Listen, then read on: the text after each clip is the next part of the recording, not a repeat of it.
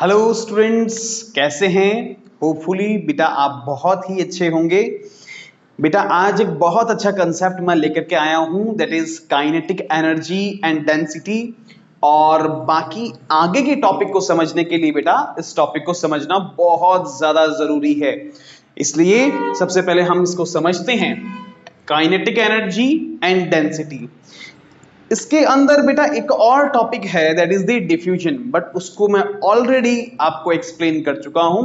उसका डिस्क्रिप्शन बेटा आपको इस वीडियो के डिस्क्रिप्शन बॉक्स में, उसका लिंक जो है डिस्क्रिप्शन बॉक्स में आपको मिल जाएगा। तो चलिए बेटा शुरू करते हैं, काइनेटिक एनर्जी एंड डेंसिटी। देखिए काइनेटिक एनर्जी क्या होती है, पहले इसकी डेफिनेशन को पढ़ते हैं, देन आपको मैं एक्सप्लेन करता हूं। Kinetic energy is the energy which is possessed by an object due to its motion। Kinetic energy एक ऐसी एनर्जी है जो कोई भी ऑब्जेक्ट तब शो करता है जब वो मोशन में होता है। ये एनर्जी तब शो करता है जब वो ऑब्जेक्ट क्या होगा, मोशन में होगा। फॉर एग्जाम्पल मैं चल रहा हूं, मैं मूव कर रहा हूं, तो मेरे अंदर क्या रहेगा बेटा, काइनेटिक एनर्जी रहेगी। मैं मूव कर रहा हूं, it means I have kinetic energy. But अगर मैं रुक जाऊंगा, इट मींस मुझ में कोई काइनेटिक एनर्जी नहीं है।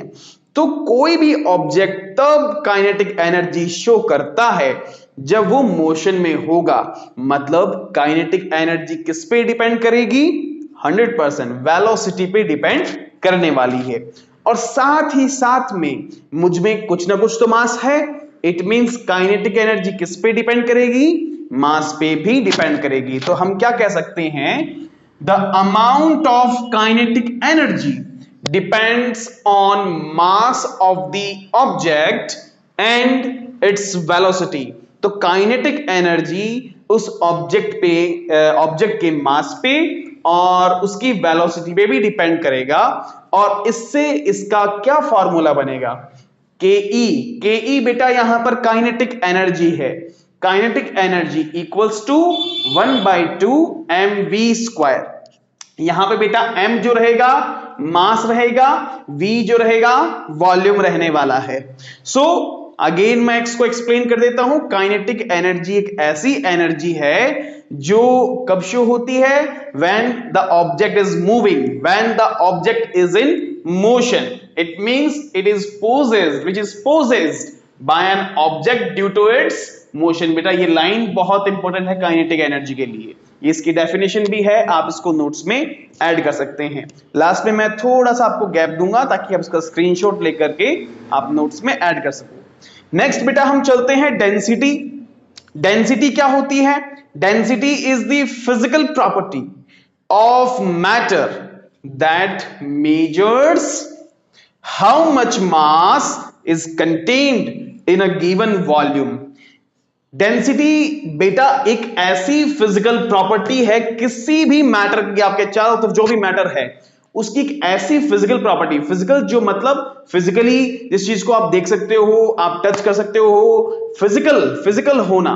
तो फिजिकल प्रॉपर्टी है किसी मैटर की जो क्या करती है, मेजर करती है how much mass is contained in A given volume. किसी पर्टिकुलर वॉल्यूम में कितना मास है, वो कौन बताएगा, डेंसिटी बताएगी। किसी पर्टिकुलर वॉल्यूम में कितना मास है, कितना मास है वो कौन बताएगा, डेंसिटी बताएगा।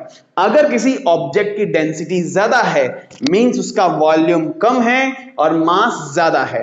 और अगर किसी की डेंसिटी कम है मतलब वॉल्यूम ज्यादा है और मास कम है। तो यहां पर इसको हम किस तरीके से डिफाइन कर सकते हैं, it is defined by the mass of an object per unit volume. Per unit volume में किसी ऑब्जेक्ट का मास जो रहेगा उसे डेंसिटी का जो है डेंसिटी से रिप्रेजेंट करेंगे। इसको हम कैपिटल डी से भी रिप्रेजेंट कर सकते हैं, कई जगह पे स्मॉल डी से भी रिप्रेजेंट किया जाता है। तो D equals to m upon v, यहां पर m बेटा मास को रिप्रेजेंट कर रहा है एंड v जो है वॉल्यूम को रिप्रेजेंट कर रहा है। तो अगेन मैं बता देता हूं, डेंसिटी एक ऐसी फिजिकल प्रॉपर्टी है जो कि किसी भी मैटर को मेजर करती है कि उस मैटर का जो वॉल्यूम है उसमें कितना मास है। उसे क्या कहेंगे बेटा, डेंसिटी कहेंगे, और यहां पे वॉल्यूम बनता है D इक्वल्स टू mv। अब मैं बेटा थोड़ा सा साइड हो जाता हूं ताकि आप स्क्रीनशॉट लेकर के नोट्स में ऐड कर सकें।